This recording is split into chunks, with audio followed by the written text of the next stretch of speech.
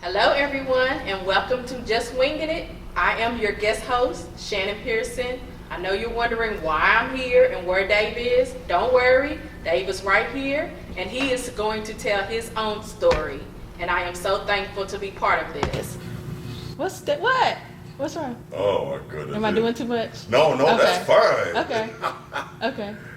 I'm like, I'm just still in awe that I get a chance to do this. Yes. It's like I've been saying the whole time, thank you Yeah, for taking you're the time welcome. No out. problem. I'm like, oh my God. But I finally get to tell my story to folk. And, you know, it's like I tell a lot of folk, 9 times out of 10, you know, people's story usually starts at age 5, or if they think back to their earliest memory, it usually starts around that age. But unfortunately, my first memory is not really good. Okay. Like I said, I was 5 years old. It was in the middle of the night. I go to the kitchen to get a glass of water, because I was thirsty. And I come and I get my water, and as I was getting ready to drink it, I hear a tussle Okay. in my parents' bedroom. And next thing you know, the door flew open, and my mama fell out on the floor after she was knocked out by my dad. And when I looked up in his eyes, I was scared to death of him ever since, and I never trusted him. At age 5, Wow. I mean, shouldn't no 5-year-old Go kid through that. Yeah. see no violence like that? So was that the only time that you ever saw him being violent with your mom? That is just a tip of the iceberg. I mean, every time something didn't go his way, he just went into a rage and just started beating all of us, including mom, and just tearing up the house like he was a tornado or something. And we always had to clean up after it. And I mean, it went on almost at least once a month. Goodness. Did anyone ever call the police on him? We couldn't, because he was one of them. That was ironic. So it's like when we call him, when we call the police, you know, we just rounded up his co-workers. So you're telling me that Your dad was a police at the time? Yes, he was. wow. That it was crazy when I did a study on abusive household, and I looked at the top 10 list of jobs that create abusive men, and police officer was actually number 1. Wow, really? So As you continued, were you bullied at school? Oh my God! See, I tell you what, life was all right at school up to 2nd grade. okay. You know, and because of what went on at home, you know, I was a little shy kid, you know, because at home, every time I made a mistake, if you made the slightest mistake, you almost got the skin beat off you. So it's like I'm like, you know, just on eggshells everywhere. Right. So I get around kids and stuff like that. I'm nervous and stuff like that, but it was all right until 2nd grade. But 3rd grade is where really the stuff started to, you know, start to happen. Because there was one incident where, okay, I was late, and you know, and because of that, I didn't have to brush my teeth that morning. Okay. So it was. See, I'm trying not to blow up thinking about this.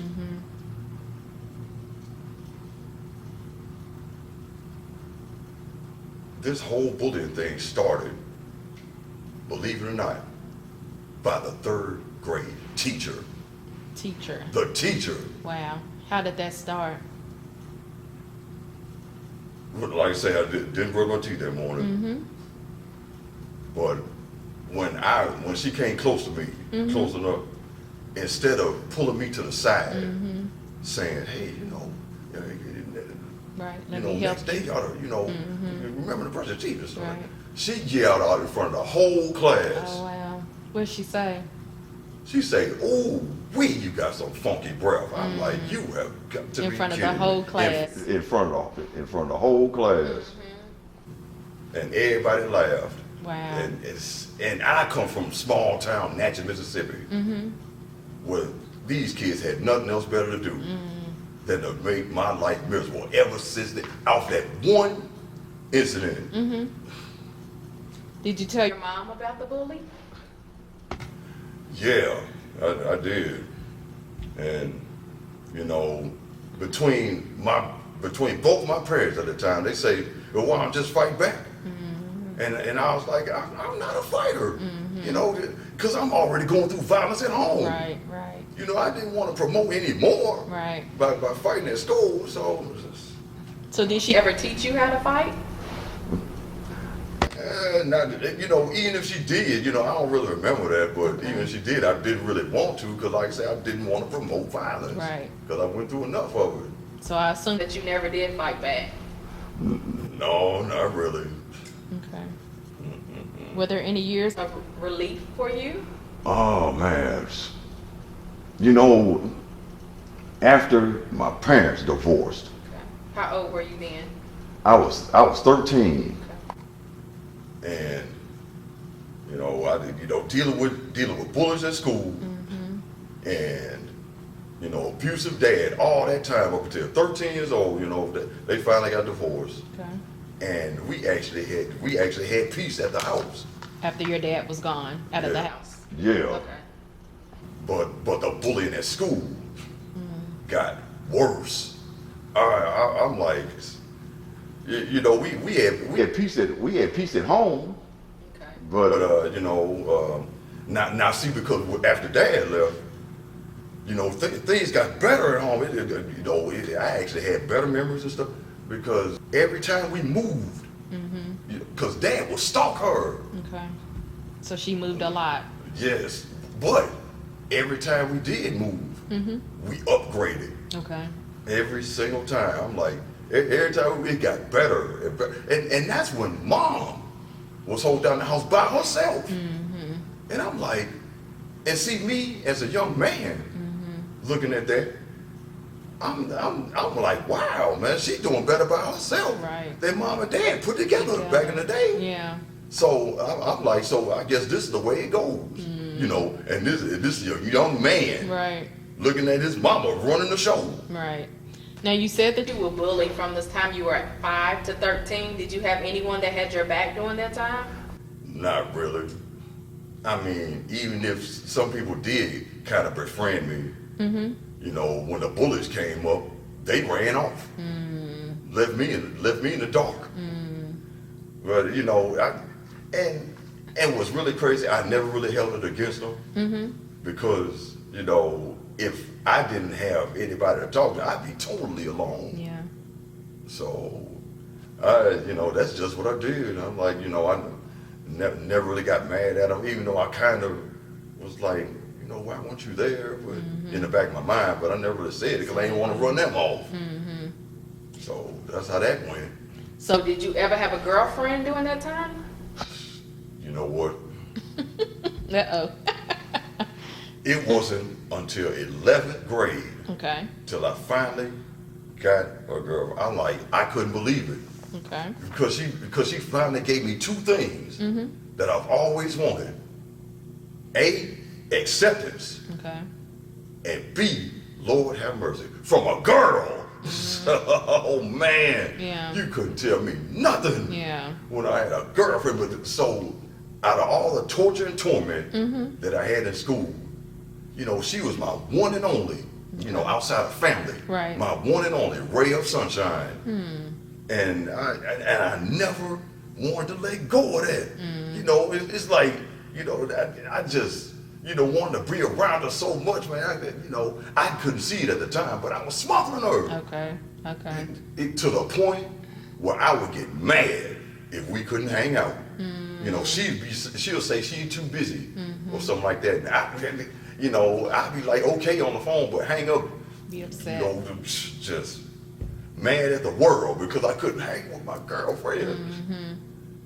And the crazy thing about it was, you know, that she was a straight A student. Okay. She sang in the choir at school. Okay. She was church going. Okay. I mean, perfect model child. So I'm like, but then at the same time,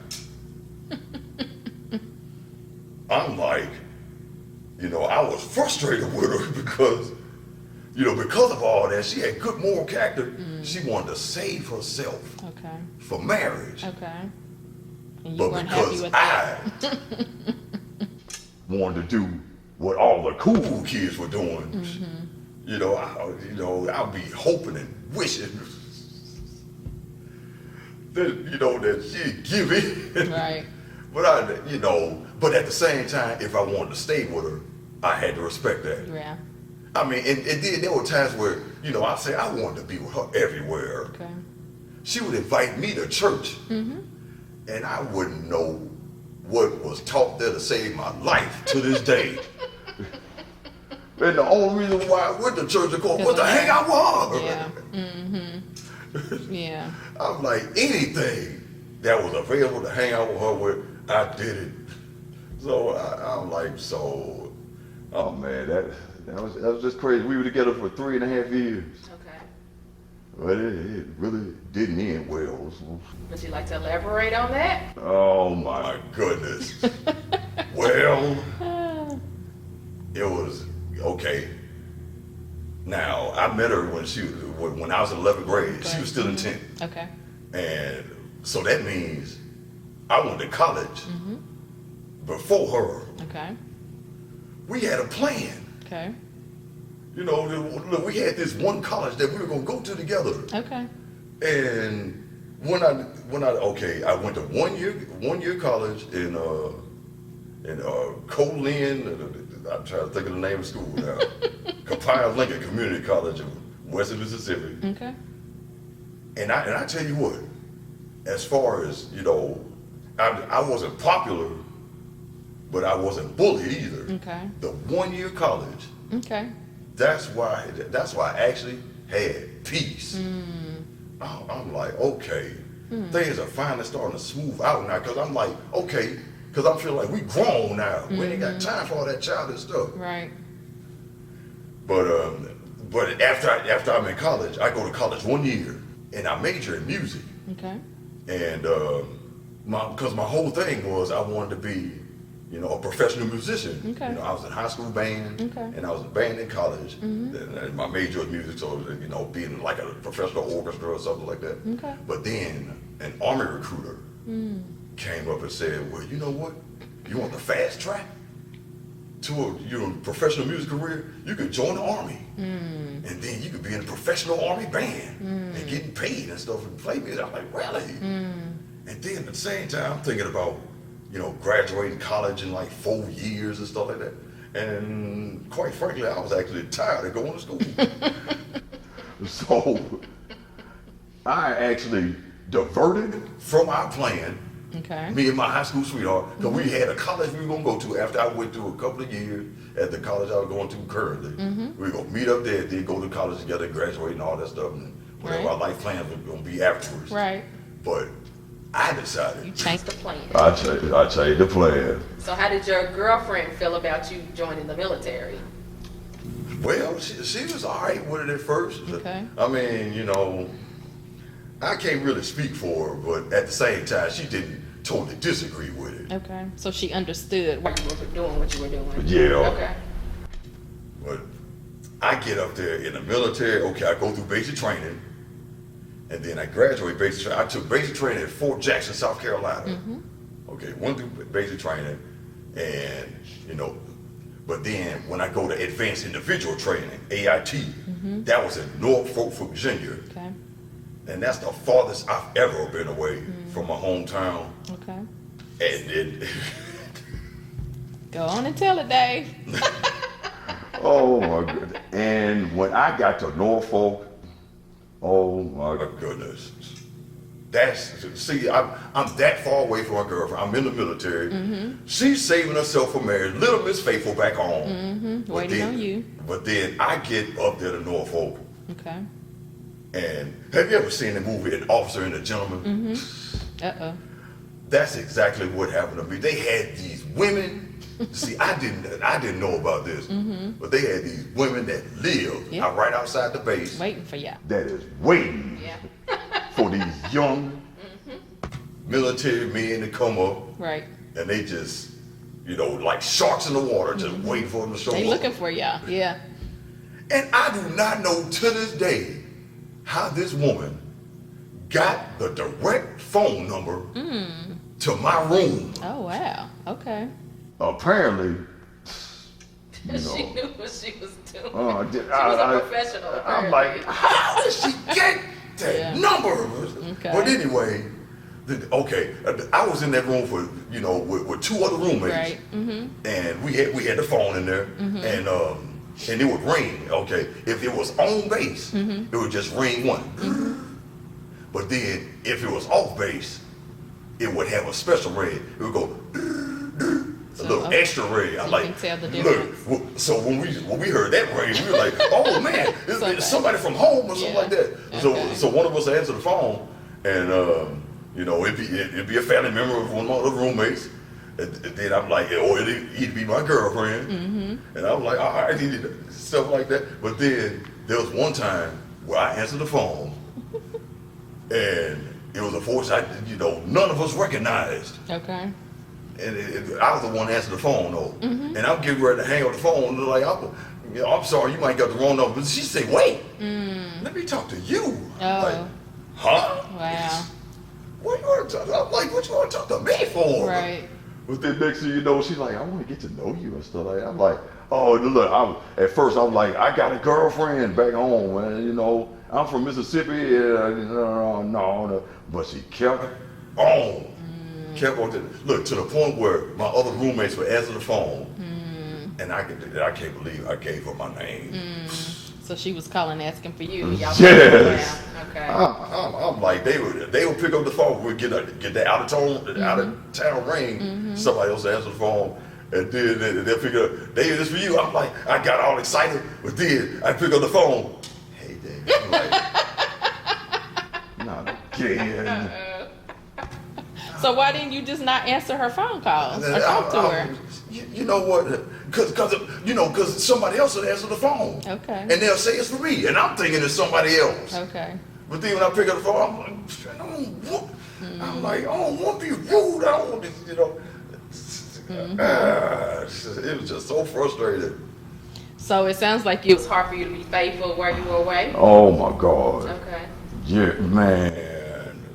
I kept trying to say myself. Look, I tell you what, for the sake of keeping this PG, please. I'm Yes. gonna refer to having intimacy Okay.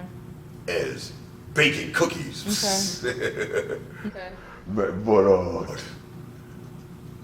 as far as my high school sweetheart was concerned, she ain't baking no cookies until she married you. Right. I'm like, and she was sticking to it, and there ain't no way she gonna veer. But then he go, this girl up here, he go a fresh pan, ready to Whenever serve, you want, right. hot out the oven. I'm like, oh my God. Yeah. And I'm like, here I am, wanting to know what it felt like. And I gotta wait for my girl. I'm like, that was the hardest battle at that time. I was 21. Okay. And I'm away from her. Usually, as a tradition in some families, I don't know if you ever heard of this, but as a tradition in some families, for when a guy turned 21, a man will take him to the strip club. Yeah.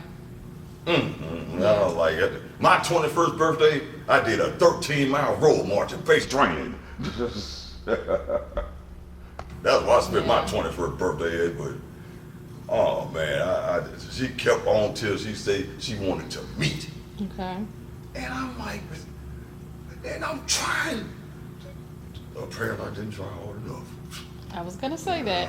Okay. But she was just so persistent. So she was your hardest. Temptation while you were there that Yeah. you could not say no to. I mean, you know, I don't even, I can't even put it into words, man. Right. The bottom line is, it was January Okay. of 1997, and it got to the point where she just kept saying, I want to meet you, I want to meet you. I'm like, you know what? You just gave in. I just gave in. Let's just go on to it. And we met. Okay. And she had her girlfriend with her. Okay.